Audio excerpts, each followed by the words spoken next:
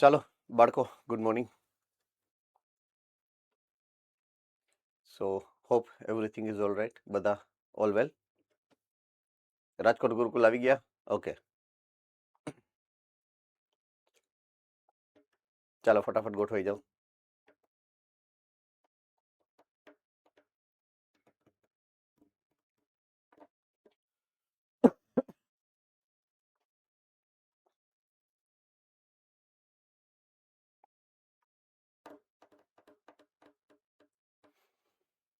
Alright, chapter 5 આજે શરૂ કરીએ છીએ આપણે, આનુવંશિકતા, એનો આણ્વિક આધાર. હવે આ ચેપ્ટરની અંદર આપણે હકીકતમાં શીખવાનું શું છે એની વાત કરું તમને, બરાબર છે?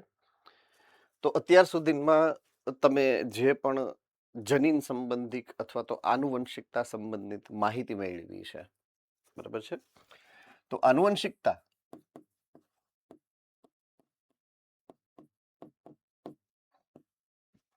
એના જેટલા સિદ્ધાંતોની વાત અત્યાર સુધી આપણે ચર્ચામાં લીધી છે એ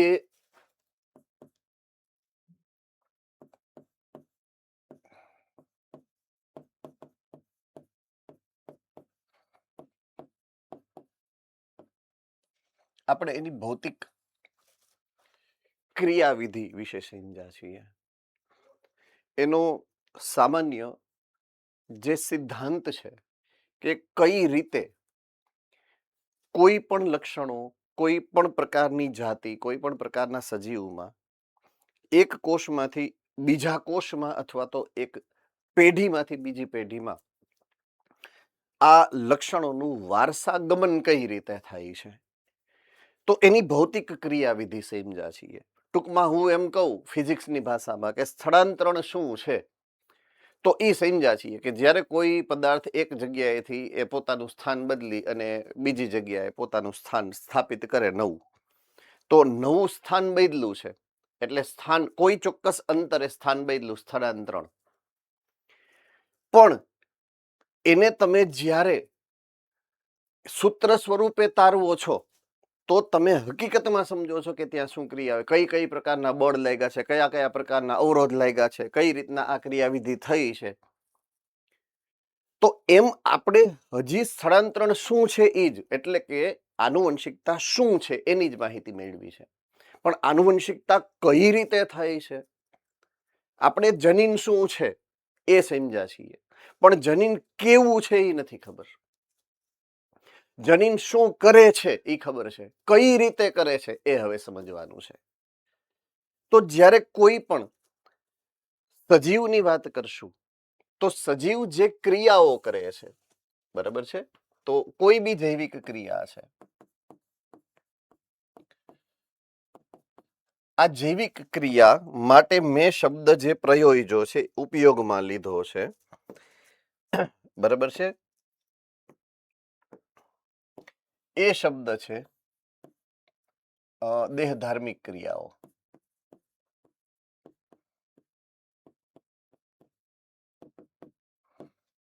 બરાબર છે, જૈવિક ક્રિયા કોઈ પણ હશે તો એ દેહધાર્મિક ક્રિયા છે. દેહધાર્મિક ક્રિયા જો કરવી છે તો આપણે ચયાપચય કરવું પડે. આ આપણે વર્ષો થયા, મેં જ્યારે સૌથી પહેલું ચેપ્ટર લીધું હશે ત્યારથી હું તમને આ બેઝિક સિદ્ધાંત સમજાવતો આવ્યો છું, બરાબર છે. હવે એને હું અહીંયા સરખાવું છું કે હું હવે કોઈ એક ચોક્કસ પ્રકારની જૈવિક ક્રિયાની વાત કરું છું જેનું નામ છે આનુવંશિકતા જાળવવી. તો આ એક જૈવિક ક્રિયા જ છે આનુવંશિકતા. તો આનુવંશિકતાની જાળવણી કરવી મતલબ એવી જૈવિક ક્રિયા કે જેના દ્વારા એક પેઢીમાંથી લક્ષણને બીજી પેઢીમાં ઉતારવું છે. તો આપણે જૈવિક ક્રિયા જ છે ટૂંકમાં. તો દેહધાર્મિક ક્રિયા જ છે, બરાબર છે. તો દેહધાર્મિક ક્રિયા અત્યારે તમે સમજ્યા છો. તમે જે સમજ્યા છો ને આનુવંશિકતાની દેહધાર્મિક ક્રિયા સમજ્યા છો, પણ આનુવંશિકતાનું ચયાપચય હજી સમજવાનું તમારે બાકી છે. એટલે કે એની આણ્વિક સંરચના અને ક્રિયાવિધિ, એટલે કે ચયાપચયની પ્રક્રિયા એની. તમને એ ખબર છે કે એક પેઢીમાંથી બીજી પેઢીમાં લક્ષણોનું વહન ડીએનએ દ્વારા થાય, પણ ડીએનએ નું સ્ટ્રક્ચર આપણે આ ચેપ્ટરમાં સમજશું. તમને એટલી ખબર પડે છે કે કોઈ પણ પેઢીમાં લક્ષણનું વારસાગમન થયું હોય ત્યારે એ અભિવ્યક્ત થાય છે. બરાબર છે. અભિવ્યક્ત થાય એટલે ડીએનએ દ્વારા આરએનએ બને અને આરએનએ દ્વારા પ્રોટીન બને અને પ્રોટીન લક્ષણોની અભિવ્યક્તિ કરે. પછી એ રચનાત્મક લક્ષણ હશે તો પણ અને ક્રિયાત્મક લક્ષણ હશે તો પણ. રેડી છે? થમ્સઅપ કરો જોઈએ. ઈ આખી ક્રિયાવિધિઓનો અભ્યાસ આપણા ચેપ્ટરની અંદર કરવાનો છે કે કઈ શું ડીએનએ છે, કેવું ડીએનએ છે, કયા પ્રકારના ડીએનએ હોઈ શકે છે, આપણું ડીએનએ કેવું છે, એની સંરચના કેવી છે, આરએનએ શું છે, આરએનએના પ્રકાર કેટલા છે, કયો પ્રકારનો આરએનએ શું કામ કરે છે, ડીએનએ માંથી આરએનએ બને તો કઈ પ્રક્રિયાથી બને છે, કઈ રીતે બને છે, કેટલા કેટલા ઉત્સેચકો એની અંદર ભાગ લે છે, આરએનએ માંથી પ્રોટીન બને છે તો એ પ્રક્રિયાને શું કહેવાય છે, એમાં કયા કયા ઉત્સેચકો ભાગ લે છે, કઈ રીતે આ પ્રક્રિયા થાય છે અને એનો ઉપયોગ આપણે કઈ જગ્યાએ અત્યારે ટેકનિકલી એટલે કે ટેકનોલોજી દ્વારા એનો ઉપયોગ આપણે ક્યાં ક્યાં કરી શકીએ છીએ. આટલી માહિતી તમારા ચેપ્ટરની અંદર પ્રાથમિક રીતે મેળવવાની છે. તો આ મેં તમને પરિચય આપ્યો છે કે આ ચેપ્ટરની અંદર તમારે શું ભણવાનું છે. ટૂંકમાં તમે જે આનુવંશિકતાને ઓળખો છો એની મોલેક્યુલર એટલે કે આણ્વિક રીતે એની જે આખી ક્રિયાવિધિ છે એનો અભ્યાસ આપણે એના ચયાપચયનો આપણે અભ્યાસ કરવાનો થશે. તો આઈ હોપ તમને ક્લિયર છે કે તમે આ ચેપ્ટરની અંદર શું ભણવાના છો. બરાબર છે. તો આમાં ફરીથી તમને એવું લાગશે કે ચેપ્ટર નંબર 9માં આપણે પહોંચી ગયા છીએ, ધોરણ 11ના. ખાસ કરીને એનો શરૂઆતનો જે ભાગ છે એમાં તો એવું જ લાગશે કે આપણે ચેપ્ટર નંબર 9 ભણીએ છીએ, પાછું રિવિઝન થતું હશે એવું લાગશે. એટલે હંમેશાથી હું કહેતો આવ્યો છું કે ચેપ્ટર નંબર 8, 9 અને 10 ધોરણ 11ના જેટલા સારા આવડતા હોય ને એટલું સારું બાયોલોજી તમને આવડી શકે. કારણ કે આમાં રિવિઝન જ થયું છે. બધાય ચેપ્ટરમાં તમે જોજો રિવિઝન જેવું જ લાગશે. તમે આની પહેલાના ચેપ્ટર મેં જેમને ભણાવ્યું તો દાખલા તરીકે ચેપ્ટર નંબર 1, તો ચેપ્ટર નંબર 1 વનસ્પતિની જે આપણે વાત કરી હતી પ્રજનનની લિંગી તો એમાંય ઘણો પોર્શન એવો હતો કે જે 11માં આપણે ભણી ગયા છીએ અને રિવાઇઝ થતો હતો. લગભગ 30% જેટલો વિસ્તાર એવો હતો ટોટલ ચેપ્ટરનો કે જે રિવિઝનના ભાગ સ્વરૂપે તમે એને લઈ શકો એમ. તો 11મું તમારું જેટલું સ્ટ્રોંગ હોય એટલું 12મું તમારું સ્ટ્રોંગ બની શકે અહીંયા. બરાબર છે. એનીવે આપણે વાત કરીએ કે આ ચેપ્ટરની અંદર મેં તમને જે કીધું એ પ્રમાણે શું ભણવાનું છે. તો અહીંયા આપણે આનુવંશિકતાના આણ્વિક આધાર વિશે જાણશું. આપણે ડીએનએની સંરચના વિશે જાણશું. ડીએનએનું સ્વયંજનન, ડીએનએ ઉપરથી ડીએનએ બને. પછી આરએનએનું નિર્માણ, પછી જનીન સંકેત શું છે ઈ, પ્રોટીન સંશ્લેષણ, આ બધી ક્રિયાવિધિઓની સવિસ્તાર આપણે આખી માહિતી જે છે આ ચેપ્ટરની અંદર મેળવવાની છે. બરાબર છે. ઓકે. હવે સૌથી પહેલું જે તમને અહીંયા આપેલો છે સિદ્ધાંત અથવા તો ટર્મિનોલોજી શબ્દ એ છે ન્યુક્લિક એસિડ. બરાબર છે. સૌથી પહેલા તમને ભણાવેલું છે ન્યુક્લિક એસિડ વિશે. ઓકે. તો વાત હું કરું છું સૌથી પહેલા ન્યુક્લિક એસિડ વિશે.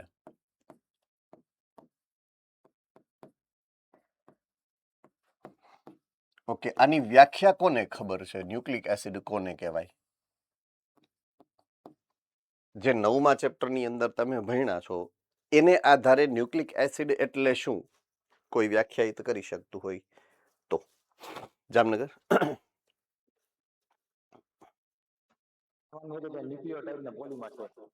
ઓકે. એ ન્યુક્લિયોટાઇડ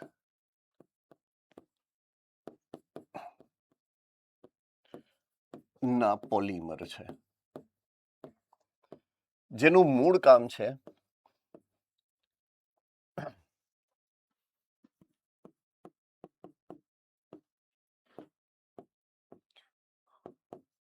આનુવંશિક લક્ષણો નું પહેલું વહન કરવાનું, બીજું આનુવંશિક લક્ષણોની અભિવ્યક્તિ. આ બે કાર્ય છે એના. ન્યુક્લિક એસિડ ના આ બે કાર્ય છે. એક લક્ષણને એક પેઢીમાંથી બીજી પેઢીમાં એ લઈને જાય છે. બીજું ખાલી લઈને મૂકી દે છે એવું નથી, એ લક્ષણોને અભિવ્યક્ત પણ કરે છે. આટલું સમજાણું છે, રાઈટ? ઓકે. એને આધારે એના બે પ્રકારો છે. કેને આધારે? આ બે કાર્ય છે એટલે એક જ અણુ, એક જ પ્રકારનો અણુ બે કામ નથી કરતો, બે માટે અલગ અલગ પ્રકારના અણુઓ બનાવ્યા છે. બરાબર છે? એકનું નામ છે ડીએનએ અને એકનું નામ છે આરએનએ. નામ તો સુનાઈ હોગા. ડીએનએ નું નામ છે ડીઓક્સરીબોન્યુક્લિક એસિડ, આરએનએ નું નામ છે રિબોન્યુક્લિક એસિડ. ધોરણ 10 માં આવી ગયું છે, તમને આવડે પણ છે અને તમે મને ભણાવી શકો એટલું બધું આવડે છે, હે ને? એનીવે, આપણે આ Na શબ્દ ક્યાંથી આવ્યો છે? અહીંયાથી આવ્યો છે, ન્યુક્લિક એસિડમાંથી. કાં તો ડીઓક્સી રિબોન્યુક્લિક એસિડ છે અને કાં તો રિબોન્યુક્લિક એસિડ છે. આણ્વિક બંધારણ તમે સમજી ચૂક્યા છો, હમણાં આગળ આવવાનું પણ છે રિવિઝનમાં. પણ મૂળ સિદ્ધાંત હું તમને સમજાવવાનો પ્રયત્ન અત્યારે કરું છું કે શું કામ એના બે પ્રકાર છે. હું આ ઉચ્ચ કક્ષાના સજીવોની વાત કરું છું, ઉદાહરણ તરીકે તમારી શરીરની જે રચના છે એ પ્રકારે. નિમ્ન કક્ષાના સજીવોમાં આ પ્રકારનું વ્યવસ્થા કદાચ ન પણ હોઈ શકે. હું ઉચ્ચ કક્ષાના જે સજીવો છે, સપુષ્પી વનસ્પતિઓ છે કે પ્રાણીઓ છે ઉચ્ચ કક્ષાના, એના વિશે હું અત્યારે તમને માહિતી આપું છું. બરાબર છે? ડીએનએ નું કાર્ય છે આ કાર્ય નંબર 1, આનુવંશિક લક્ષણોના વહન માટે હોય. બરાબર છે? માત્ર અને માત્ર આનુવંશિક લક્ષણોનું વહન કરવાની જવાબદારી ડીએનએની છે. અભિવ્યક્ત એ નથી કરી શકતું, અભિવ્યક્તિની જવાબદારી આરએનએની છે. બરાબર છે? તો હવે એને હું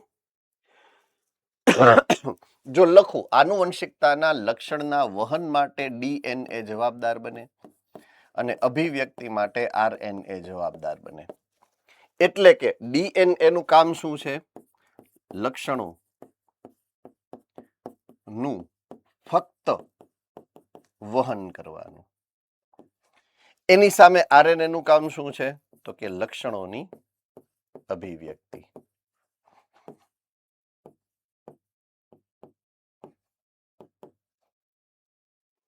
ચાલો, આમાં કોઈને કઈ ડાઉટ આમ ન સમજાય એવું કઈ છે? પક્કા? ઓકે. લક્ષણોની અભિવ્યક્તિની જ્યારે વાત આવશે હવે, ત્યારે એની સિસ્ટમ, એની જે પ્રણાલી છે એ હું તમને સમજાવું. તમને ખબર જ છે, છતાં પણ હું તમને રિવાઇઝ કરું છું. આ પોઈન્ટ ઓફ વ્યૂ વારે વારે કરેલો છે કે લક્ષણોનું જે અભિવ્યક્તિની વાત છે,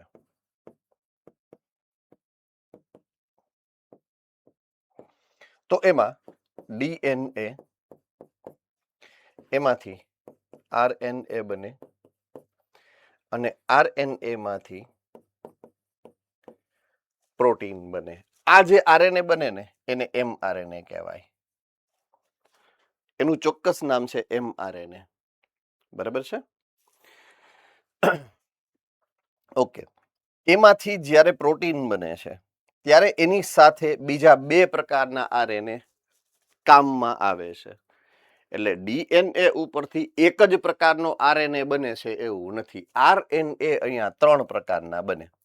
બરાબર છે?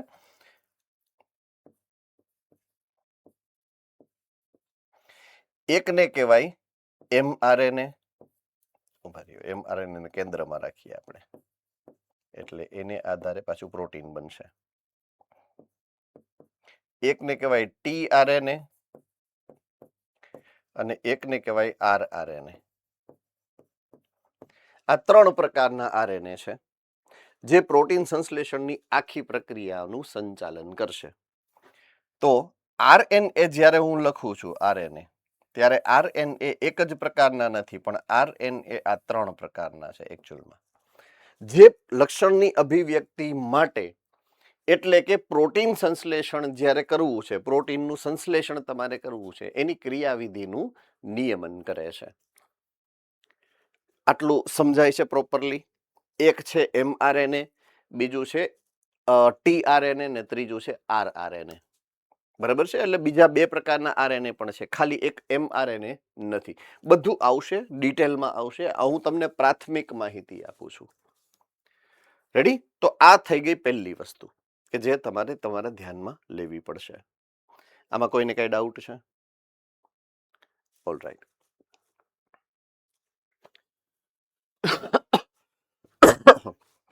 According to textbook nucleic એસિડના 2 પ્રકાર છે. ડાયરેક્ટલી એને આપેલું છે. મેં તમને ડિટેલમાં સમજાવ્યું પછી તમને અહીંયા લઈ આવ્યો છું. એક પ્રકારનું જે ન્યુક્લિક એસિડ છે એનું નામ છે ડીએનએ, જેનું પૂરું નામ છે ડીઓક્સીરીબોન્યુક્લિક એસિડ. આ એનો ફોટોગ્રાફ છે. આ પ્રકારનું હોઈ શકે છે. મોટા ભાગના સજીવોમાં ડીએનએ આનુવંશિક દ્રવ્ય તરીકે વર્તે છે. મોટા ભાગના સજીવોમાં, રાઈટ, ડીએનએ આનુવંશિક દ્રવ્ય તરીકે વર્તે છે. તો આનુવંશિક દ્રવ્ય એટલે શું? એક પેઢીમાંથી બીજી પેઢીમાં લક્ષણોનું વારસાગમન, જે આગલી સ્લાઇડમાં મેં તમને ન સમજાવ્યું એ. બરાબર છે? ઓકે. આરએનએ એટલે કે રિબોન્યુક્લિક એસિડ, એમાં સિંગલ ચેઇન છે, એક જ શૃંખલા હોય. આમાં બેવડી શૃંખલા છે, આમાં એક સિંગલ શૃંખલા હોય. આટલું યાદ રહીએ, બેઝિક તફાવત જે છે એ સામાન્ય રીતે, હે ને? ઓકે. અમુક વાયરસમાં, પોઈન્ટ ટુ બી નોટેડ, અમુક વાયરસની અંદર આનુવંશિક દ્રવ્ય તરીકે ડીએનએ છે જ નહીં એની પાસે. એટલે આરએનએ આનુવંશિક દ્રવ્ય તરીકે વર્તી શકે, પણ અમુક વાયરસમાં જ, આપણામાં નહીં. એટલે કે ઉચ્ચ કક્ષાના સજીવોમાં ક્યારેય આરએનએ આનુવંશિક દ્રવ્ય તરીકે વર્તતું નથી.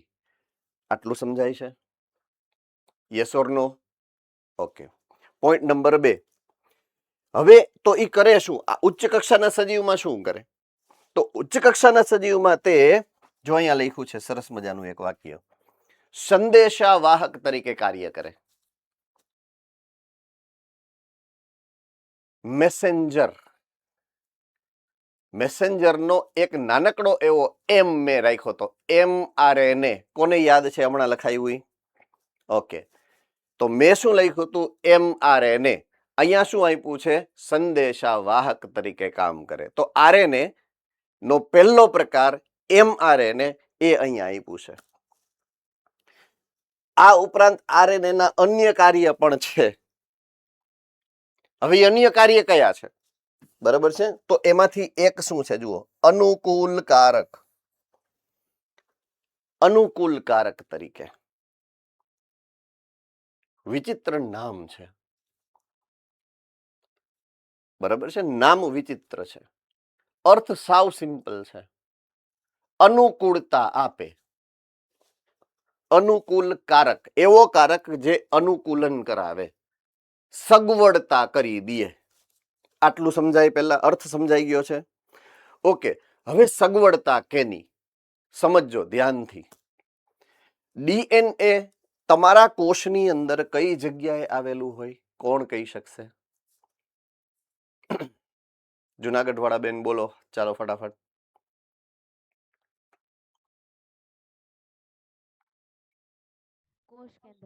કોષ કેન્દ્રની અંદર છે. બરાબર છે?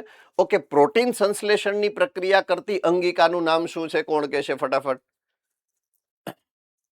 પ્રોટીન સંશ્લેષણ જે અંગિકા કરે છે એ અંગિકાનું નામ. ભુજવાળા ભાઈ ફટાફટ.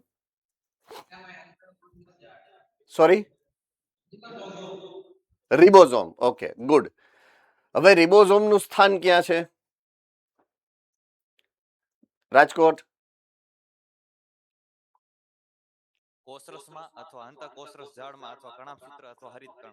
ઇન શોર્ટ, એને બહાર નીકળવું પડે. ડીએનએ માંથી આરએનએ બને એ કોષ કેન્દ્રમાં બને, કારણ ડીએનએ કોષ કેન્દ્રની અંદર છે. અને આરએનએ માંથી જો પ્રોટીન બનવું છે તો એને કોષ કેન્દ્રની તો બહાર નીકળવું જ પડશે. આટલું સમજાય કે નહીં હું જે કહેવા માંગુ છું એ? કારણ કે જેટલા આરએનએ રિબોઝોમ છે એ બધા જ રિબોઝોમ કોષ કેન્દ્રની તો બહાર જ છે. દાખલા તરીકે આપણે રફ એન્ડોપ્લાઝમિક રેટિક્યુલમ RER ઉપર છે એવું માની લઈએ. આપણે અત્યારે એની જ વાત કરીએ. તો એ તો અંતઃકોષરસ ઝાડની સપાટી ઉપર, એટલે કે કોષરસમાં છે આમ જોવા જઈએ તો. તો આરએનએ ને ઉપાડી અને ત્યાં મૂકવો પડે કે ન મૂકવો પડે, કયો જોઈએ? હાલો, બસ ઈ કામ કરે. તો એને કહેવાય સ્થળાંતરણ. યસ ઓર નો? શું કહેવાય? સ્થળાંતરણ. સ્થળાંતરણનું અંગ્રેજી શું થાય? કોઈને યાદ છે?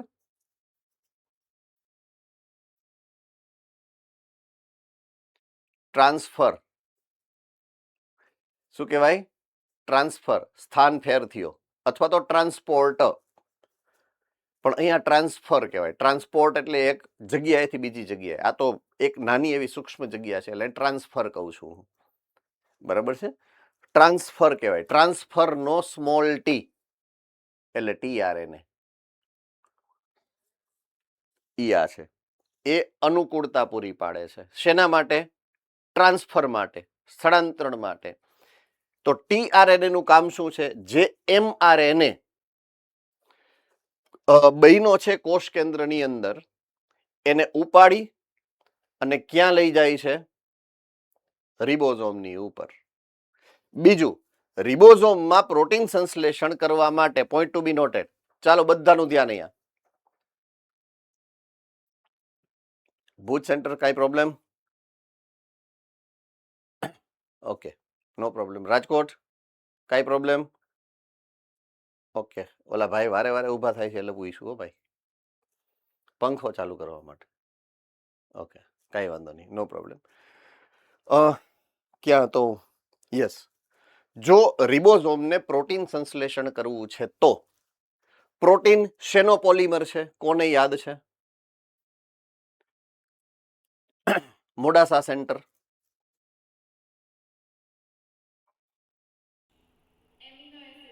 ગુડ. તો તમારે પ્રોટીન બનાવવા માટેની જરૂરિયાત છે એમિનો એસિડ. તો એમિનો એસિડ ને પણ પહોંચાડવા પડશે ને એક પછી એક. ક્યાં? રિબોઝોમની ઉપર. ઈ કામ પણ કોણ કરશે? ટીઆરએનએ. કારણ કે ટ્રાન્સપોર્ટેશન નું કામ જ એનું છે. એટલે એમિનો એસિડ ને પકડી અને કોષરસમાં જે છૂટા છૂટા હશે જેની જરૂર છે એમિનો એસિડ. યાદ આવ્યું? 6 નંબરમાં પોઈન્ટ મ્યુટેશન, ગ્લુટામિક એસિડ, એને સ્થાને વેલાઇન આવ્યું હતું. યાદ છે? 6 નંબરના ક્રમમાં કોને યાદ છે પોઈન્ટ મ્યુટેશન થયું હતું? એ સિકલ સેલ એનેમિયા. તો જે પ્રકારે જનીન સંકેત હોય એ જ પ્રકારના એમિનો એસિડને પકડી અને અહીંયા પહોંચાડવાની જવાબદારી ટીઆરએનએ ની છે. અનુકૂલકારક કહેવાય એને. શું કહેવાય? અનુકૂલકારક. સમજાઈ ગયું છે કે નહીં? રાઈટ. ક્યારેક એ સંરચનાત્મક હોઈ શકે. સંરચનાત્મક. નવું આવ્યું ભાઈ. ઓ ભાઈ, નયું આવ્યું, નયું. સંરચનામાં ભાગ ભજવે. કોઈને એટીપી નું આખું નામ આવડે છે?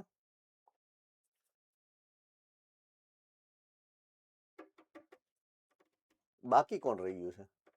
હાલો, જામનગર વાળા ભાઈ બાકી રહી ગયા છે ને આ વખતે. એડેનોસાઇન ટ્રાઇફોસ્ફેટ.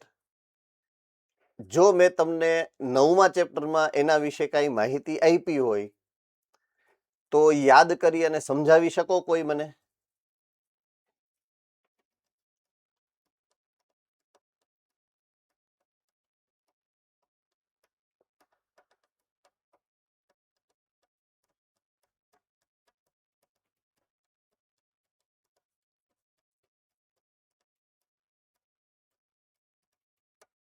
ઓકે, ટ્રાઇફોસ્ફેટ નો મતલબ શું થાય? જુનાગઢ વાળા બેન ફટાફટ. 3 ફોસ્ફેટ જોડાય. કોની સાથે જોડાય? ઈ યાદ નથી. વાહ, રાજકોટ વાળા ભાઈ ની યાદ આવી ગયું. હાલો ફટાફટ. એડિનોસાઇન સાથે. એડિનોસાઇન એટલે શું થાય? એડિનોસાઇન, એડેનિન નામનો બેઝ. એડેનિન નામના બેઝ ની લાક્ષણિકતા શું છે? કોને યાદ છે? એ શું છે? તો કે નાઇટ્રોજન બેઝ છે. યાદ આવ્યું? નાઇટ્રોજન બેઝ બે પ્રકારના હોય, પ્યુરિન અને પિરિમિડિન, જે ન્યુક્લિયોટાઇડ ના બંધારણમાં વપરાય. ન્યુક્લિયોટાઇડ નો પોલિમર કોણ છે? ડીએનએ પણ છે, આરએનએ પણ છે. તો એનો જ એક ન્યુક્લિયોટાઇડ એટીપી બનાવે છે. શું બનાવે છે? એટીપી. આટલું પહેલા સમજાઈ ગયું. એટલે કોઈક બંધારણમાં પણ એ ભાગ લે છે. દાખલા તરીકે એટીપી, જીટીપી કદાચ સાંભળ્યું હોય તો, ગ્વાનોસાઇન ટ્રાઇફોસ્ફેટ જીટીપી. ક્યાં સાંભળ્યું તું? કોને યાદ છે? રાજકોટ ફટાફટ. હાલો હા chapter number 12 yes, chapter number 12 વનસ્પતિમાં પ્રકાશ સંશ્લેષણ. પ્રકાશ સંશ્લેષણની વાત જ્યારે કઈ રીતે ત્યારે ના પ્રકાશ સંશ્લેષણમાં આવ્યું હતું કે શ્વસનમાં આવ્યું હતું? પ્રકાશ સંશ્લેષણમાં શ્વસનમાં આવ્યું હતું, હે ને? શ્વસનમાં આવ્યું હતું, પ્રકાશ સંશ્લેષણમાં નહોતું. જીટીપી માંથી એટીપી બને એમ છેલ્લે, બરાબર છે? તો એટીપી જે શું કહેવાય કે સબસ્ટ્રેટ આધારક આધારિત ફોસ્ફોરાઇલેશન એવો શબ્દ આવ્યો હશે. યાદ હોય તોની વાત છે, નો યાદ હોય તો મારી જેમ ગણ મારવાના માથે. બીજું હું, હે ને? આધારિત જે ફોસ્ફોરીકરણ થાય છે તો એ જીટીપી બને. પહેલા જીટીપી માંથી એટીપી બને, એટલે તમને એટીપી મળે ડાયરેક્ટ આધારકમાં. એના માટે એને ઈટીએસ માંથી પસાર ન થવું પડે. ઓક્સિડેટિવ ફોસ્ફોરીકરણ એટલે ઈટીએસ માંથી પસાર થાય, ઈ ડાયરેક્ટલી પ્રાપ્ત થાય, એને કહેવાય આધારક આધારિત ફોસ્ફોરીકરણ. આવું ક્યાંક તમે ભણ્યા છો, 12મા નંબરમાં પણ ભણ્યા છો, 11મા ચેપ્ટરમાં એટલે કે પ્રકાશ સંશ્લેષણમાં પણ ભણ્યા છો. બેયમાં આવા શબ્દો આવેલા છે. તો રચનાત્મક જે બીજું બીજું નહીં, આમ તો ત્રીજું જે કાર્ય છે એની વાત કરું. ઉત્પ્રેરક અણુ. ઉત્પ્રેરક, બરાબર છે? ઉત્પ્રેરક અણુ. હવે ઉત્પ્રેરક નો કાંઈ સિદ્ધાંત ક્યાંય આગળ 9મા ચેપ્ટરમાં આવ્યો હોય એવું યાદ આવે છે? ઉત્પ્રેરણ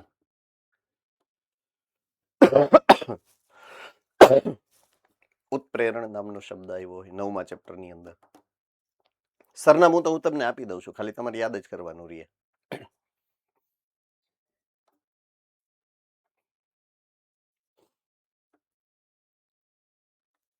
જુનાગઢ વાળા બેન બોલો બોલો.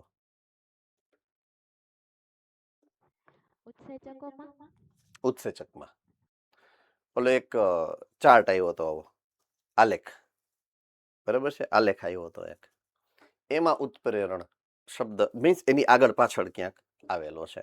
નો યાદ આવે તો જઈ અને થોડુંક વાંચવું એટલે યાદ આવી જશે. તો એ ઉત્સેચક માટે નો શબ્દ છે. ઉત્પ્રેરણ કરવું એટલે ઉત્સેચક તરીકે વર્તવું. તો આરએનએ ઉત્સેચક તરીકે વર્તે. શેના તરીકે? ઉત્સેચક તરીકે. હવે ઉત્સેચક તરીકે આરએનએ વર્તે એવું ક્યાંય તમે ભૂતકાળમાં યાદ કરો જોઈએ, કાંઈ એવો શબ્દ આવ્યો હોય ઉત્સેચકમાં?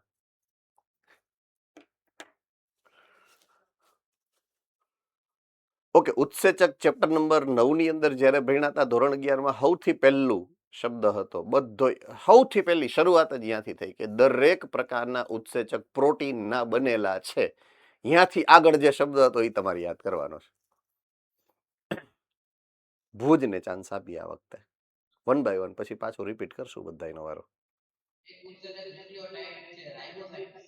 Exactly right. બસ ઈ જ આ ઉત્સેચક તરીકે પણ વર્તે છે. રાઇબોઝાઇમ.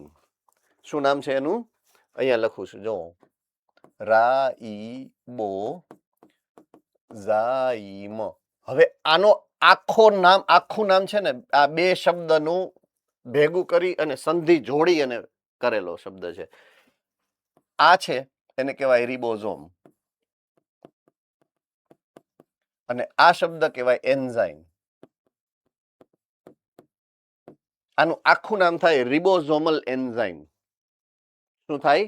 Ribosomal enzyme. એટલે કે એવો ઉત્સેચક કે જે રિબોઝોમમાં હોય એને રાઇબોઝાઇમ કહેવાય.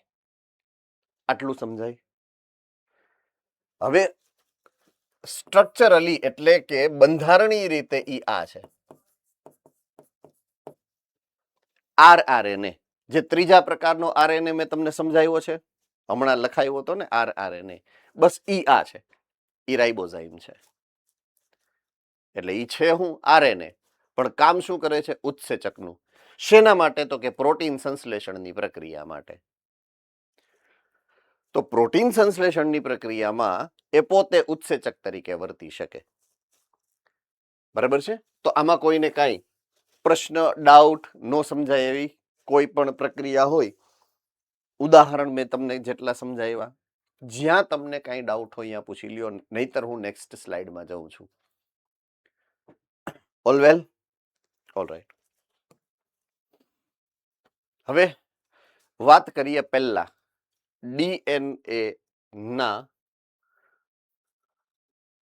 ગુણધર્મોની, એના સ્ટ્રક્ચર એટલે કે એની સંરચનાની અને એની આખી ક્રિયાવિધિઓ, એના પ્રકાર જે પણ છે, જેટલું આપણને જરૂરી છે અત્યારે પ્રાથમિક રીતે ડીએનએ વિશેની બધી જ માહિતી આપણે 1 by 1 ક્લિયર કરીએ. તો સૌથી પહેલા તો ડીએનએ એ બનેલો શેનો છે?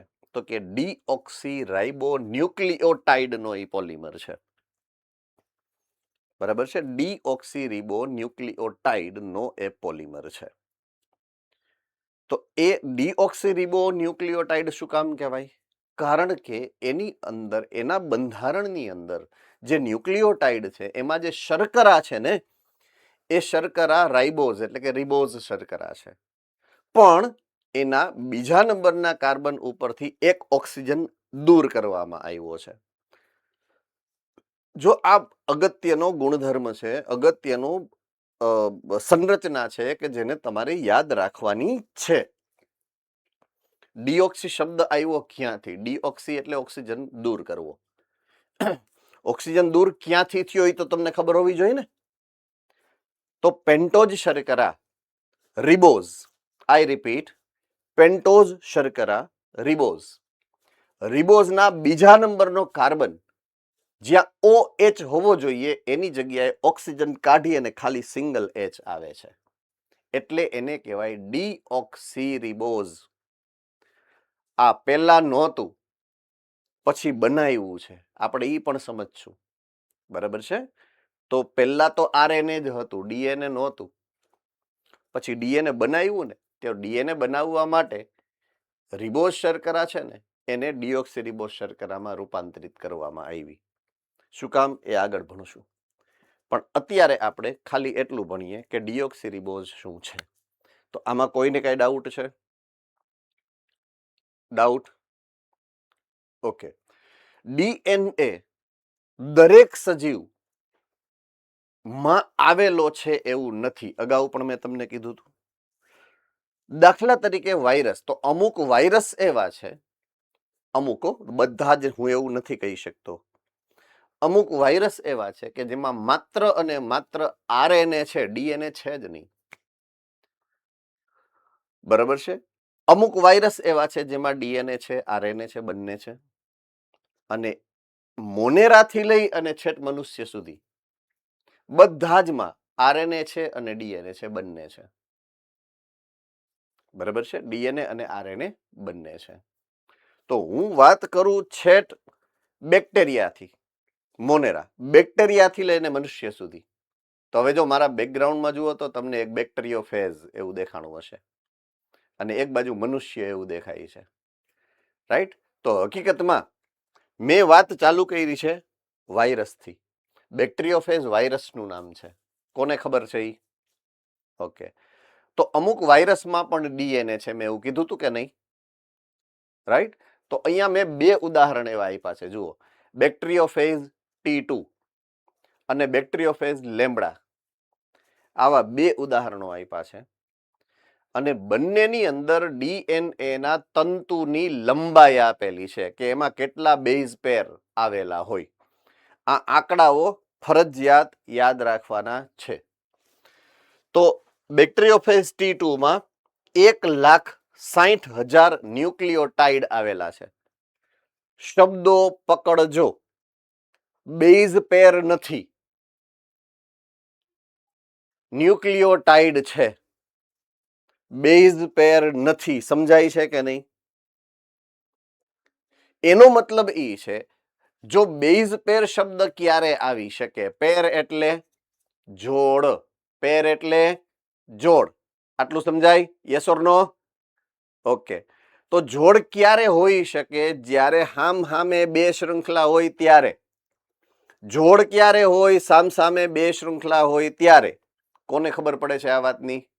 કોને ખબર પડે છે? Okay, good. તો અહીંયા બે જોડ નથી, ન્યુક્લિયોટાઇડ લખેલું છે, જોડ નથી લખેલી. એટલે કે અહીંયા આ વાયરસની અંદર જે ડીએનએ છે ને, એ ડીએનએ પણ એક જ શૃંખલા વાળો છે. આ ઇનડાયરેક્ટ માહિતી આપેલી છે, ડાયરેક્ટ નથી આપેલી. કોર્સની બહારનો છે એવો તમે ન કહી શકો આ પ્રશ્ન જો પૂછાય તો, કારણ કે કોર્સમાં આપેલું છે કે એમાં ન્યુક્લિયોટાઇડ છે, બેઝ પેર નથી. જો બેઝ પેર હોત ને તો જ બેવડી શૃંખલા થાય. આમાં એક વડી શૃંખલા હોય બેક્ટેરિયોફેઝ T2 માં. આટલું યાદ રહીએ કે ન રહીએ? રેડી? બોલો જુનાગઢ વાળા બેન. જરીક હું કામ? આખું પહેલેથી કહું તો ચાલે? ઓકે, હું એ સમજાવતો તો કે બેક્ટેરિયોફેઝ T2 એમાં જે તમારે આંકડો યાદ રાખો છે ડીએનએ ની લંબાઈ, બરાબર છે? એ લંબાઈ અહીંયા આપેલી છે 1,60,000 ન્યુક્લિયોટાઇડ ની એની લંબાઈ છે. કેટલી? 1,60,000 ડીએનએ ની એની ન્યુક્લિયોટાઇડ ની લંબાઈ છે. એવું બેઝ જોડ નથી લખેલી, બેઝ પેર નથી લખેલી. બેઝ પેર લખ્યું હોત તો બે શૃંખલા હોય. બેઝ પેર હોય તો બે શૃંખલા હોય. તો એનો મતલબ એવો છે કે આમાં ન્યુક્લિયોટાઇડ આપેલું છે, મતલબ કે એ સિંગલ શૃંખલા હશે. સિંગલ શૃંખલા હશે ડીએનએ ની. બરાબર છે? ઓકે, રાજકોટ ગુરુકુલ સેન્ટરમાંથી પ્રશ્ન. સર, આમાં લખેલું છે ઉદાહરણ તરીકે I ગુણ્યા 174 તરીકે ઓળખાતા બેક્ટેરિયોફેજ 5386 ન્યુક્લિયોટાઇડ્સ ધરાવે છે. ઓકે, તો એમાં એ ન્યુક્લિયોટાઇડ સિંગલ સ્ટ્રેન્ડ SSDNA હોય, સિંગલ સ્ટ્રેન્ડેડ ડીએનએ કહેવાય એને. બીજું ઉદાહરણ છે. બરાબર? ઓકે, રાજકોટ ગુરુકુલ. જામનગરનો એક ડાઉટ હતો બેટા? Okay, good. તો એમાં જે ડીએનએ ની લંબાઈ છે એ ડીએનએ ની લંબાઈ, અને એમાં પણ સિંગલ શૃંખલા, જો કોઈ સિંગલ શૃંખલા હોય ને એવા ડીએનએ એને કહેવાય SSDNA. શું કહેવાય? આ એનો શોર્ટકટ છે, એને SSDNA કહેવાય. આવું મેં તમને ભણાવ્યું છે ધોરણ 11 ચેપ્ટર 2 અને વાયરસમાં. વાયરસમાં જ આવ્યું છે. વાયરસના અલગ અલગ પ્રકાર છે, બેક્ટેરિયોફેજ, પ્રાણીજન્ય વાયરસ, વનસ્પતિજન્ય વાયરસ. યાદ કોને કોને આવ્યું? હવે થોડું થોડું રિકોલ થયું હોય. ઓકે, એમાં મેં કીધું હતું કે અમુકમાં DSDNA હોય, અમુકમાં SSDNA હોય. SSDNA એટલે આ SSDNA છે, એક જ શૃંખલા વાળું ડીએનએ છે. બરાબર છે? એટલે આમાં એકલ શૃંખલા હોય.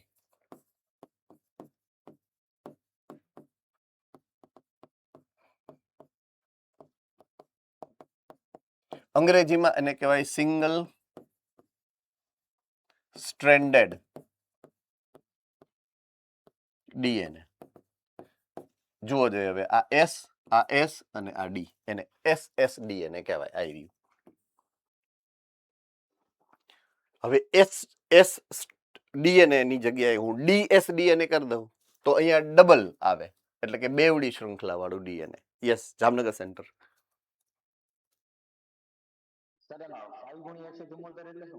હે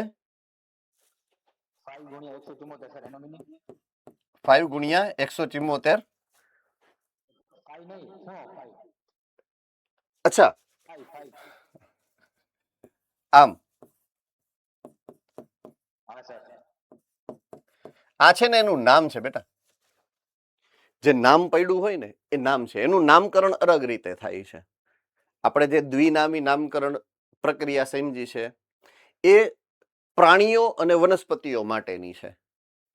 બેક્ટેરિયાનું નામકરણ અલગ રીતે થાય છે અને વાયરસનું નામકરણ અલગ રીતે થાય છે. એ પ્રક્રિયા અને એ ક્રિયાવિધિ આપણે સમજવાની નથી, પણ આ જે છે ને એનું નામ છે, વાયરસનું નામ છે. આમાં કેમ મેં વાયરસનું નામ કીધું છે? બેક્ટેરિયોફેજ T2 એનું નામ છે. અહીંયા લખ્યું છે બેક્ટેરિયોફેજ લેમ્બડા, તો એનું નામ છે. એમ આ 5 છે, જે બોલો લેમ્બડા છે એમ આ 5 છે. એની આ 174મી સ્ટ્રેન્ડ હોય, ઈ તમને પાછી નહીં ખબર પડે, હું બોલીશ ને તો. સમજાઈ ગયું? એટલે એના આધારે એનું નામ પડતું હોય છે. એટલે એનું નામ છે, આપણે ખાલી એટલી માહિતી ઇનફ છે તમારે અત્યારે સમજવા માટે. કઈ રીતના પડે છે ને શું એનો ગુણધર્મ છે એ તમારા માટે એટલું ઇમ્પોર્ટન્ટ અત્યારે નથી. મેડિકલમાં જાશો એટલે ફરજિયાત ગોખવું જ પડશે, અત્યારે જરૂરિયાત નથી. બરાબર? તો એસએસડી અને ડીએસડી એને ખબર પડી ગઈ છે બધાને પ્રોપરલી? Okay, good. નેક્સ્ટ ઉદાહરણ જે અહીંયા શેર કર્યું છે બેક્ટેરિયોફેજ લેમ્બડા, જેમાં 48,502 બેઝ પેર છે, બેઝ જોડ આપેલી છે મારા ઉદાહરણમાં. બરાબર છે? એટલે અહીંયા ડીએસડીએનએ છે, આ એસએસડીએનએ છે, આ ડીએસડીએનએ છે. ઓકે, હવે એક બેક્ટેરિયું છે, આ બેક્ટેરિયું, ઓલા વાયરસ બંને હતા. આ એક બેક્ટેરિયું છે ઇસ્ચેરિશિયા કોલાઈ, નામ તો સુનાઈ હોગા, ઈ કોલાઈ. એની અંદર 4.6 into 10⁶ બેઝ જોડ છે. કેટલી છે? 6.4 into 10⁶ બેઝ જોડ છે, બેઝ પેર. તો આમાં ડીએસડીએનએ છે. મનુષ્યનું ડીએનએ 3.3 into 10⁹ બેઝ પેર છે. ચોખ્ખું લખેલું છે એના એકકીય જીનોમની અંદર. એકકીય જીનોમ નો અર્થ શું થાય? સિંગલ સેટના ક્રોમોઝોમ્સ. રંગસૂત્રના એક સેટમાં આપણી પાસે કેટલા હોય? આપણી પાસે 2 સેટ હોય. આપણા કોષની અંદર કેટલા હોય? 2. એક માતૃ પેઢીમાંથી જીનોમ આવ્યું છે અને એક પિતૃ પેઢીમાંથી જીનોમ આવ્યું. એટલે તમારા કોષ, જો પ્રશ્ન હું એવો પૂછું કે મનુષ્યના કોષના કોષ કેન્દ્રમાં કેટલું ડીએનએ હોય, તો અહીંયા 2 into 3.3 into 10⁹ એટલે 6.6 into 10⁹ થાય. જો મેં તમને શું કીધું? શબ્દોને ધ્યાનમાં લેવાના છે. જેટલા અહીંયા આપેલા છે એટલા બહુ જ મહત્વના પ્રશ્નો એમાંથી બની શકે. ધારે એવા સરસ મજાના પ્રશ્નો ટ્વિસ્ટ કરી અને તમારી સામે મૂકી શકે. તમે કન્ફ્યુઝ થઈ જાઓ કે એવું ક્યાં આપ્યું છે, રાઈટ? એટલે મૂળભૂત રીતે મુદ્દો એવો જ છે કે આપણે ધ્યાનથી સમજવાના છે. જેટલા શબ્દો આપેલા છે એ શબ્દોને, એના અર્થને પ્રોપરલી સમજી અર્થઘટન કરી અને યાદ રાખશું. આપણે જેટલું યાદ રાખશું એટલું. ડાઉટ? All right, good.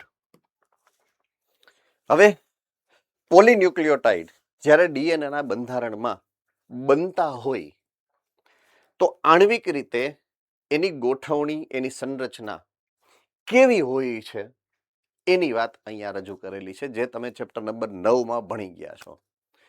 તો પોલીન્યુક્લિયોટાઇડની શૃંખલાની સંરચના શેનાથી બને છે? જુઓ તો કે ન્યુક્લિયોટાઇડથી. અને ન્યુક્લિયોટાઇડ 3 ઘટકથી બને છે. કોને નથી ખબર? બધાને ખબર છે, હે ને? નાઇટ્રોજન બેઝ જોઈએ, પેન્ટોઝ શર્કરા જોઈએ અને ફોસ્ફેટ જૂથ જોઈએ ન્યુક્લિયોટાઇડના બંધારણમાં. યાદ છે કે નહીં? થમ્સઅપ કરો જોઈએ. ઓકે. હવે પેન્ટોઝ શર્કરા પાછી 2 પ્રકારની હોય, કાં તો ડીઓક્સીરિબોઝ હોય જો ડીએનએ હોય તો, અને રિબોઝ હોય જો આરએનએ હોય તો. કોને નથી ખબર? બધાને ખબર છે. થમ્સઅપ કરી દો. તો હું નેક્સ્ટ સ્લાઇડમાં જઈ શકું છું કે નહીં? ઓકે. ઓહો હો, પાછું આવ્યું. એ નાઇટ્રોજન બેઝ 2 પ્રકારના, પ્યુરિન અને પિરિમિડિન. કોને નથી ખબર? કયો જોઈએ, હાલો જોઈએ. બધાને ખબર છે, રાઈટ? તો જો બધાને ખબર હોય તો પ્યુરિન ને પિરિમિડિન વચ્ચેનો તફાવત શું છે કયો જોઈએ બંધારણીય રીતે?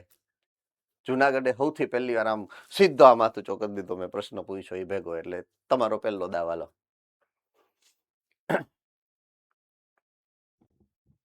પ્યુરિનમાં 1 રિંગ હોય અને પિરિમિડિનમાં 2 રિંગ હોય. ગુડ. એના જે રિંગ સ્ટ્રક્ચર છે, સિંગલ રિંગ અને ડબલ રિંગ. તો પ્યુરિન સિંગલ રિંગ વાળું છે, પિરિમિડિન ડબલ રિંગ વાળું છે, એવું આપણે જોયું છે, સમજ્યું છે. પ્યુરિન 2 પ્રકારના છે, એડેનિન, ગ્વાનિન, એટલે કે એ અને જી. પિરિમિડિન 3 પ્રકારના છે, સાઇટોસિન, સી, થાઇમિન, ટી. ઊંધું બોલ્યા ને? મને ખબર છે, મને ખબર છે. અહીંયા આવવા તો દો મને. એને યુરાસિલ, યુ. એને આપણે જે બોલ્યા એ થોડુંક ઊંધું બોલ્યા છીએ. મેં કીધું આગળની સ્લાઇડમાં આવશે ને ત્યારે દેખાડીશ કે જો આ હું અહીંયા, રાઈટ? તો પ્યુરિનમાં ડબલ રિંગ હોય અને પિરિમિડિનમાં સિંગલ રિંગ હોય. આવું હોય એકચ્યુઅલમાં, રાઈટ? આમાં શું સામેના વ્યક્તિઓ આમ ઉત્સાહિત બીજા હોય ને, તમે બે થોડા હોય. હે ને? ગુડ, સારું, ગુડ રિકોલ. તો ડીએનએ ની અંદર જે થાઇમિન છે એ આરએનએ માં ન હોય અને આરએનએ માં જે યુરાસિલ છે એ ડીએનએ માં ન હોય. આ કોને ખબર છે? Right, okay. હવે હું એને અલગ રીતે રિપ્રેઝન્ટ કરું છું તમારા માટે. Right, okay. કુલ નાઇટ્રોજન બેઝ ના આધારે ન્યુક્લિયોટાઇડ જે છે એ 5 પ્રકારના હોય. બરાબર છે? એડેનિન, ગ્વાનિન આ પ્યુરિન છે, પ્લસ સાઇટોસિન, થાઇમિન અને યુરાસિલ આ પિરિમિડિન છે. આમાં કોઈને વાંધો નહીં જ હોય, આઈ હોપ. બરાબર છે? જ્યારે હું ડીએનએ ની વાત કરું અથવા તો હું આરએનએ ની વાત કરું, કેરફુલી સમજજો. ડીએનએ હોય કે આરએનએ હોય એના બંધારણમાં ફરજિયાત તમારે 4 પ્રકાર જ હોય. શેના? ન્યુક્લિયોટાઇડના. ડીએનએ હોય તો 4 પ્રકારના ન્યુક્લિયોટાઇડ એના બંધારણમાં હોય ને આરએનએ હોય તો 4 પ્રકારના જ ન્યુક્લિયોટાઇડ હોય. પણ આપણી પાસે ઓપ્શન તો 5 છે. રાઈટ? તો ડીએનએ માં કોણ કોણ હોય? તો ડીએનએ માં એડેનિન, ગ્વાનિન, એડેનિન, ગ્વાનિન. બરાબર છે? ઈ કોમન છે, બંનેમાં છે.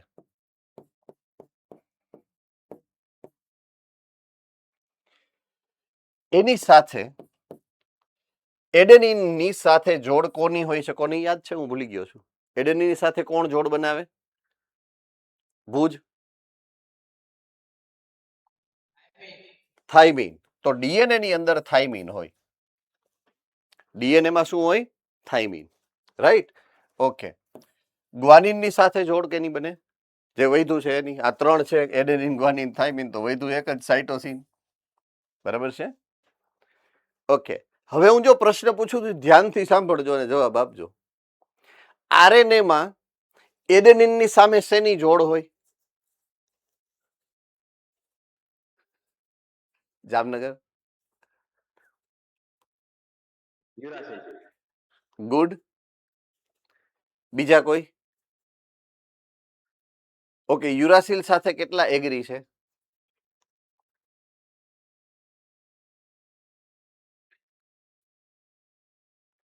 ઓકે, ઓપોઝમાં કોણ કોણ છે?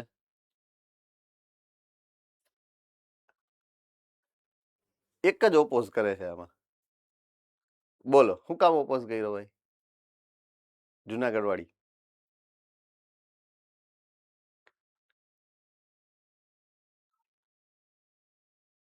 ભૂલી ગયા હતા ને એટલે. હે?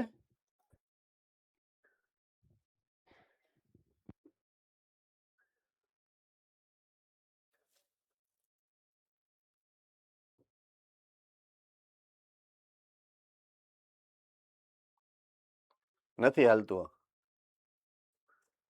હાલો, કાંઈ વાંધો નહીં. બીજા કોઈને કાંઈ ઓપોઝ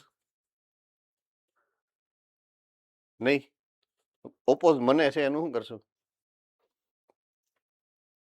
મને ઓપોઝ છે, હું જે બોલ્યો અને એનો જે તમે જવાબ દીધો. જો હું ફરીથી બોલું છું, આરએનએ માં એડેનિન ની સામે શેની જોડ હોય? આરએનએ શૃંખલા 1 હોય કે 2 હોય?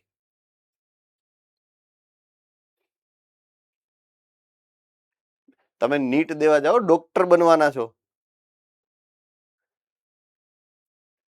નીટમાં પ્રશ્ન આવ્યો હોય તો 4 માર્ક જાય કે ન જાય? જાય ને?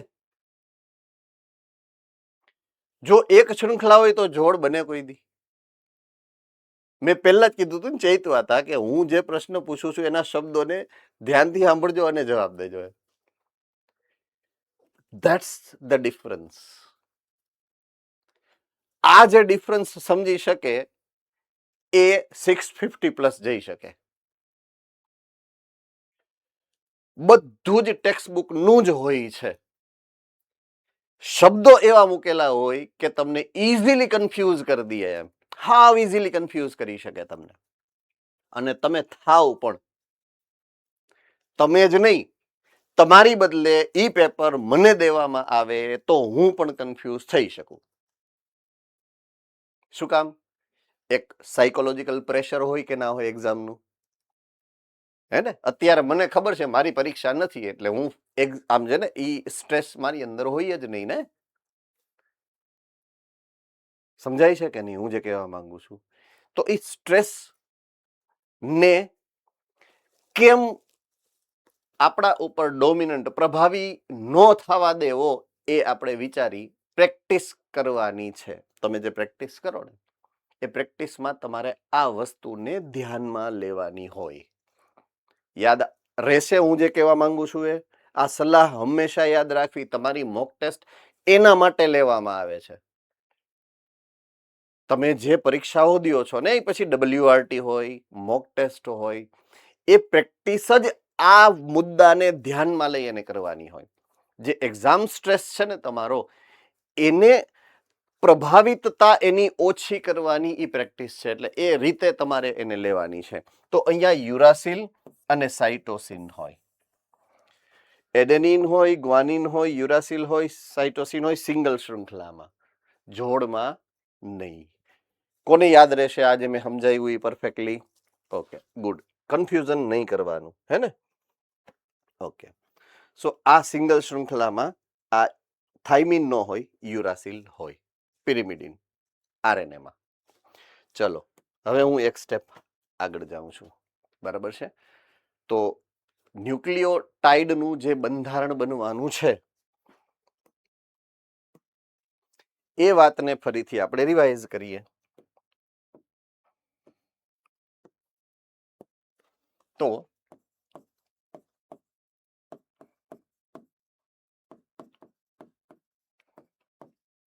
ન્યુક્લિયોટાઇડના નિર્માણની જે ક્રિયાવિધિ છે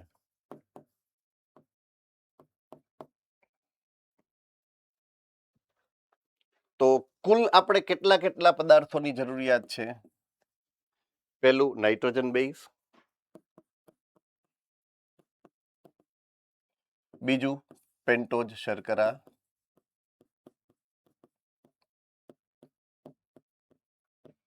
અને ત્રીજું ફોસ્ફેટ. તો બજારમાંથી આપણે કાચો સીધો સામગ્રી લઈ આવ્યા જેની જરૂરિયાત હતી. જો આપણે ડીએનએ બનાવવું છે તો ડીએનએ બનાવવું છે તો નાઇટ્રોજન બેઝ યુરાસિલ સિવાયના 4 જોઈએ તમારે. એડેનિન સામે થાઇમિન, સાઇટોસિન સામે ગ્વાનિન, એટલે આ 4 પ્રકારના તમારી પાસે ન્યુક્લિયોટાઇડ નાઇટ્રોજન બેઝની જરૂરિયાત, બરાબર છે? પેન્ટોઝ શર્કરા તમારે જે જોઈશે એનું નામ છે ડીઓક્સીરિબોઝ પ્રકારની પેન્ટોઝ શર્કરા. કેવી? ડીઓક્સીરિબોઝ.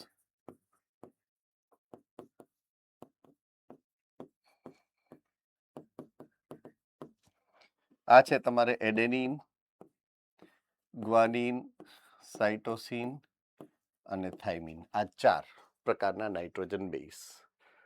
તો આટલી જરૂરિયાત છે તમારી. હવે સ્ટેપ નંબર 1, જ્યારે નિર્માણની શરૂઆત થાય ત્યારે સ્ટેપ 1 જે છે એમાં પેન્ટોઝ શર્કરા અને નાઇટ્રોજન બેઝનું જોડાણ થાય.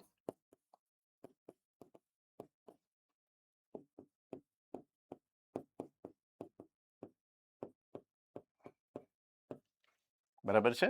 આમાં કોઈને કઈ ડાઉટ? આ જે અણુ બને એ અણુને આપણે નામ આપ્યું હતું, હાથ ઉપર થયા એટલે ખબર છે, રાઈટ? ન્યુક્લિયોસાઇડ.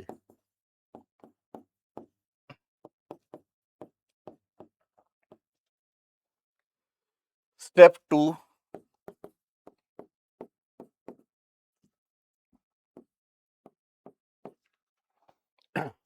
ન્યુક્લિયોસાઇડ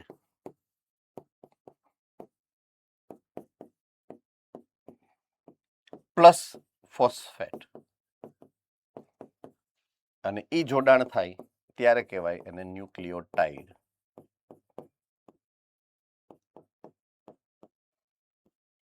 તો ન્યુક્લિયોટાઇડ ડાયરેક્ટલી નથી બનતો, 2 સ્ટેપમાં બનશે, ન્યુક્લિયોસાઇડ અને ન્યુક્લિયોટાઇડ. એક ન્યુક્લિયોસાઇડ છે એડેનોસાઇન, જો એની સાથે એક ફોસ્ફેટ જોડાય મોનોફોસ્ફેટ, એએમપી એડેનોસાઇન મોનોફોસ્ફેટ, રાઈટ, એને કહેવાય એડેનિલિક એસિડ. હું આ 9મા ચેપ્ટરનું તમને યાદી અપાવું છું, એક મોલેક્યુલ જે તમે ભણ્યા છો. એએમપી એડેનોસાઇન મોનોફોસ્ફેટ ઉર્ફે એડેનિલિક એસિડ. એ જ એડેનિલિક એસિડ જેની સાથે એક ફોસ્ફેટ છે એની સાથે બીજો ફોસ્ફેટ આવી ગયો તો એડેનોસાઇન ડાઈફોસ્ફેટ બને, એડીપી. અને ત્રીજો ફોસ્ફેટ આવ્યો એટલે બને એટીપી એડેનોસાઇન ટ્રાઈફોસ્ફેટ. રેડી? તો ન્યુક્લિયોસાઇડ ન્યુક્લિયોટાઇડ ની સાથે જે પોઈન્ટ તમારે જેને કહેવાય ને જોડાયેલા છે એ પોઈન્ટ્સ ને હું તમારી સામે મૂકું છું, રાઈટ, જૂના ભણી ગયેલા હોય એ પણ યાદી અપાવતો જાઉં છું સ્ટેપ વાઇઝ. યસ બેટા, નો પ્રોબ્લેમ બેટા, 100% રિવાઇઝ કરી શકું, શું કામ નહીં એમ. ઓકે, હું વાત કરતો હતો કે ન્યુક્લિયોસાઇડ અને ન્યુક્લિયોટાઇડ બે સ્ટેપમાં ન્યુક્લિયોટાઇડનું નિર્માણ થાય, રાઈટ. સ્ટેપ 1માં નાઇટ્રોજન બેઝ પેન્ટોસ શર્કરા સાથે જોડાય એટલે ન્યુક્લિયોસાઇડ બને. સ્ટેપ 2માં ન્યુક્લિયોસાઇડ સાથે ફોસ્ફેટનો અણુ જોડાય એટલે ન્યુક્લિયોટાઇડ બને. હવે 9મા ચેપ્ટરમાં જ્યારે આ ન્યુક્લિયોસાઇડ અને ન્યુક્લિયોટાઇડનું બંધારણ બન્યું હતું ત્યારે એક પ્રકારનો ન્યુક્લિયોટાઇડ હતો જેનું નામ હતું એડેનોસાઇન મોનોફોસ્ફેટ. આ એડેનોસાઇન મોનોફોસ્ફેટ જે એનું અણુ બંધારણ છે, એનું ભૌતિક કંઈક નામ હશે ને, રાસાયણિક નામ છે એડેનોસાઇન મોનોફોસ્ફેટ, ભૌતિક નામ શું એનું તો કે એડેનિલિક એસિડ. શું છે? એડેનિલિક એસિડ. એડેનોસાઇન મોનોફોસ્ફેટ છે, એડેનિલિક એસિડ, એમાં બીજો ફોસ્ફેટ નાખી દઉં તો એડેનોસાઇન મોનોફોસ્ફેટ એટલે એએમપી, હવે એડીપી બની જાય, એડેનોસાઇન ડાઈફોસ્ફેટ બની જાય. અને એમાં જ હું ત્રીજો ફોસ્ફેટ નાખું એટલે એડેનોસાઇન ટ્રાઈફોસ્ફેટ એટલે કે એટીપી બની જાય. તો એટીપી, એડીપી, એએમપી. એએમપી એટલે એક પ્રકારનો ન્યુક્લિયોટાઇડ છે, એડેનોસાઇન મોનોફોસ્ફેટ, એએમપી. એ જ વસ્તુ ગ્વાનોસાઇન માટે લાગુ પડે, guanosine monophosphate, guanosine diphosphate, guanosine triphosphate. Ready? Clear? All right, good.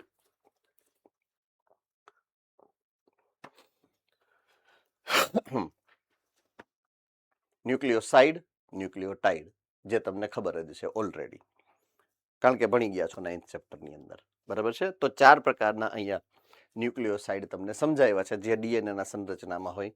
એડેનોસાઇન ઓર ડીઓક્સી એડેનોસાઇન, તો તમારે ડીઓક્સી એડેનોસાઇનનું કામ છે અત્યારે. એડેનોસાઇન ક્યાં હોય? આરએનએમાં. ડીઓક્સી એડેનોસાઇન ક્યાં હોય? ડીએનએમાં, રાઈટ. ગ્વાનોસાઇન અથવા તો ડીઓક્સી ગ્વાનોસાઇન, તો ગ્વાનોસાઇન કેમાં હશે? આરએનએમાં. ડીઓક્સી ગ્વાનોસાઇન ક્યાં હોય? ડીએનએમાં. સાઇટિડીન, ડીઓક્સીસાઇટિડીન, યુરિડીન, ડીઓક્સીયુરિડીન. તો આપણા ડીએનએના અંદર જે 4 પ્રકારના ન્યુક્લિયોટાઇડ છે એ આ છે.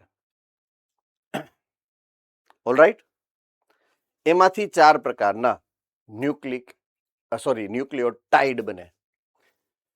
ડીઓક્સી એડેનોસાઇનમાંથી adenylic acid, deoxy guanosine guanidylic acid, deoxycytidine cytidylic acid, deoxythymidine thymidylic acid.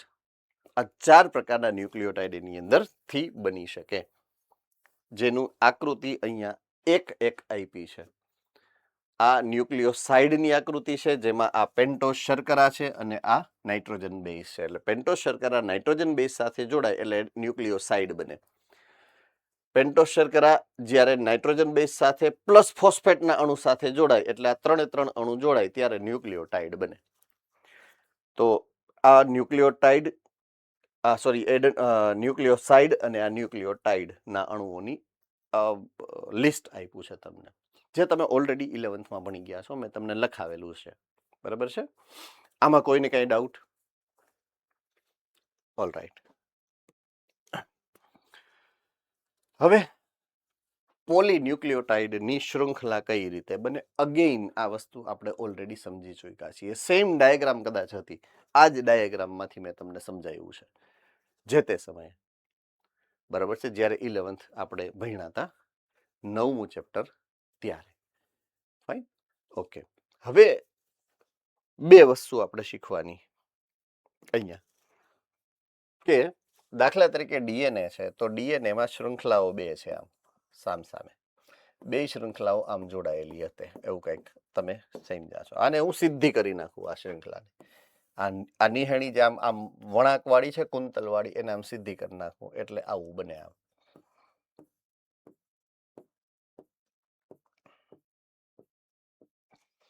જો આ 3 પ્રાઇમ થી 5 પ્રાઇમ હોય તો આ બીજી શૃંખલા સામેની 5 પ્રાઇમ થી 3 પ્રાઇમ હોય, ઊંધી એકબીજાથી હોય. પ્રતિ સમાંતર ગોઠવણી, કોને યાદ છે આ શબ્દ?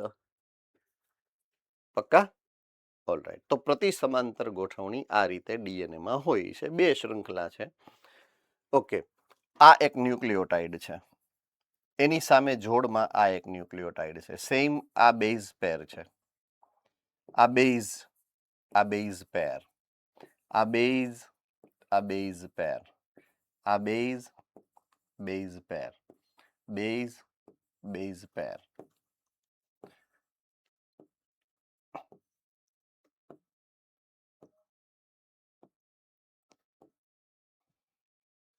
હવે આને આણ્વિક રીતે રજૂ કર્યું છે અહીંયા.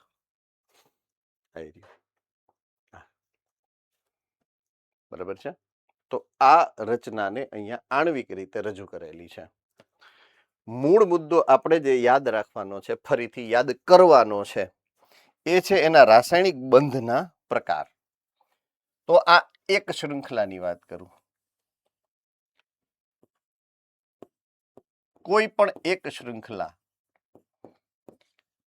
એના જે ક્રમિક ન્યુક્લિયોટાઇડના એકમો છે, ગણવાની શરૂઆત ક્યાંથી કરવી, એ બહુ મોસ્ટ ઇમ્પોર્ટન્ટ મુદ્દો થાય આપણો.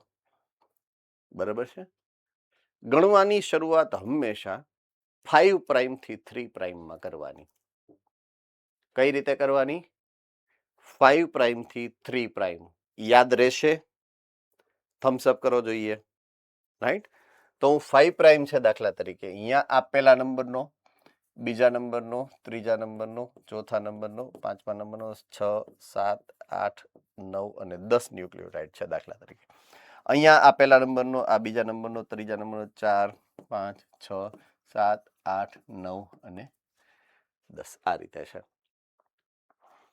હવે જુઓ, હું આ બે ક્રમિક ન્યુક્લિયોટાઇડ કઈ રીતે જોડાય એની વાત કરું. કોઈ એક શૃંખલાના બે ક્રમિક ન્યુક્લિયોટાઇડ કઈ રીતે એકબીજા સાથે કયો બંધ બનાવે, કોને યાદ છે? એક જ શૃંખલાના બે ક્રમિક ન્યુક્લિયોટાઇડ વચ્ચે જે બંધ બને છે, એ બંધને શું કહેવાય? મોડાસા સેન્ટર,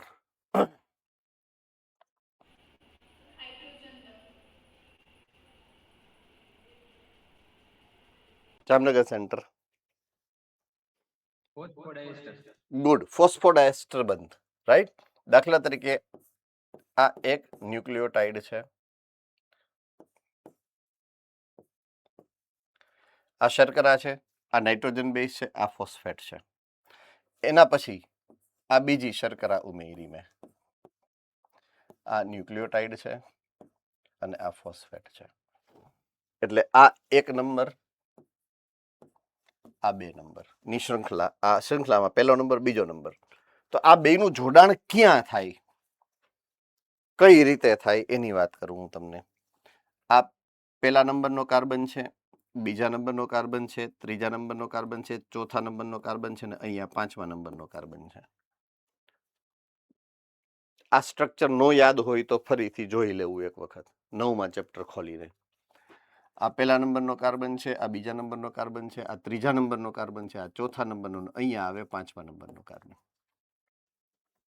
હવે જોડાણ માટે આ ફોસ્ફેટ બંધ, આ ફોસ્ફેટ જે છે આની આરે જો પાંચમા નંબર આરે જોડાણો ને, આ જે બંધ બન્યો હતો ને, એ બંધ હતો એસ્ટર બંધ.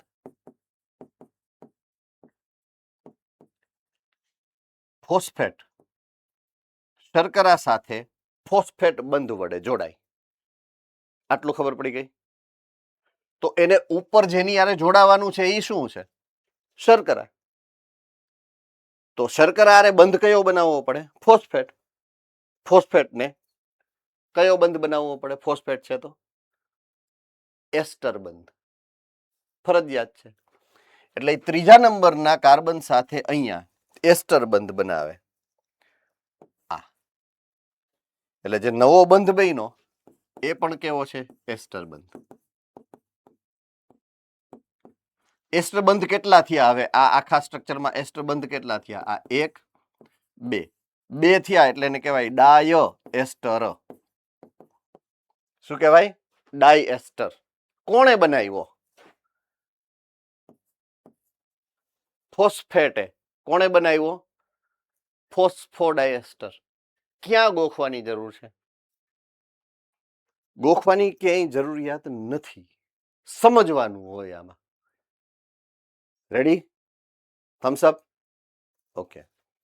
તો આ ફોસ્ફોડાયસ્ટર બંધ અહીંયા બને છે. કોણ બનાવે છે? ફોસ્ફેટ બનાવે છે. ચાલો આમાં કોઈને કાંઈ ડાઉટ છે? તો આ થઈ ગયો આપણો ફોસ્ફો ડાય એસ્ટર બંધ. તો એક જ શૃંખલાના બે ક્રમિક નાઇટ્રોજન બેઝ વચ્ચે એટલે કે ન્યુક્લિયોટાઇડ્સ વચ્ચે જે બંધ બને છે એ બંધનું નામ છે ફોસ્ફોડાયસ્ટર બંધ. હવે આ હામ એના બંધની વાત કરો. કોને યાદ છે કયો બંધ હોય? હા વાહ ભાઈ વાહ, ભુજવાળા બેન.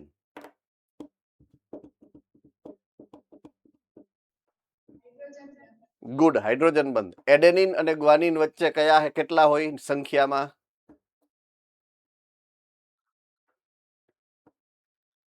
ભુજવાળા બેન કન્ટિન્યુ કરો. એડેનિન ને ગ્વાનિન વચ્ચે કેટલા હાઇડ્રોજન બંધ હોય?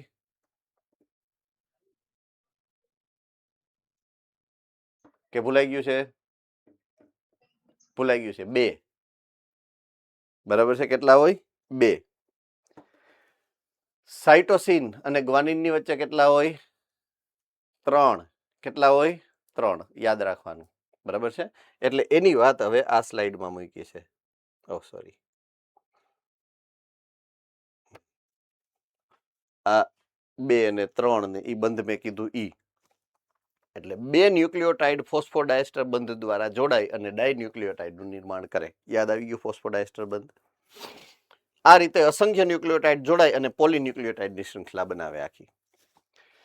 પોલીન્યુક્લિયોટાઇડની શૃંખલાનો આધાર બેકબોન આ રંગ બદલવો પડશે પહેલા, હે ને? આને એનું બેકબોન આધાર કીધું હતું, એટલે કે નિસરણીના 2 પાયા. Sugar phosphate sugar phosphate sugar phosphate. કોને યાદ આવી ગયું? સમજાયું હતું ઈ, હે ને? એટલે ઈ શર્કરા અને ફોસ્ફેટ થી બને. અને એના જે પગા છે ને વચ્ચે, આ પગા, એ પગા નાઇટ્રોજન બેઝ સામે જોડાઈને બને. બરાબર છે? રેડી? આટલું યાદ રહેશે, હે ને? ઓકે. તો આ એક મહત્વની માહિતી જે તમારે ફરીથી મેં તમને યાદી અપાવી. ઓલરેડી તમે 9th ચેપ્ટર ધોરણ 11માં ભણી ગયા છો. તો પોલીન્યુક્લિયાઇડ શૃંખલાનો આધાર બેકબોનનું નિર્માણ શર્કરા અને ફોસ્ફેટ દ્વારા થાય. નાઇટ્રોજન બેઝ શર્કરાના છેડા સાથે જોડાયેલ છે અને આધારથી ઉપસી આવે છે બહારની બાજુએ. બહારની બાજુએ ઈ ઉપસી આવે. જો આઈરિયા આ ઉપસી આવ્યા બહારની બાજુએ. આ આધાર છે. આધારની ઉપર આમ બટન ચોંટાડ્યા હોય ને એમ બહાર ઉપસી આવે. બરાબર છે? ચાલો, સમજાઈ ગયું છે? પ્રોપરલી સમજાઈ ગયું છે? જો આ શબ્દોનું અર્થઘટન કરતો કરતો હું તમને આગળ વધારું છું, જેથી તમને કન્ફ્યુઝન ન થાય કે ઉપસી આવે એટલે શું એમ. રેડી?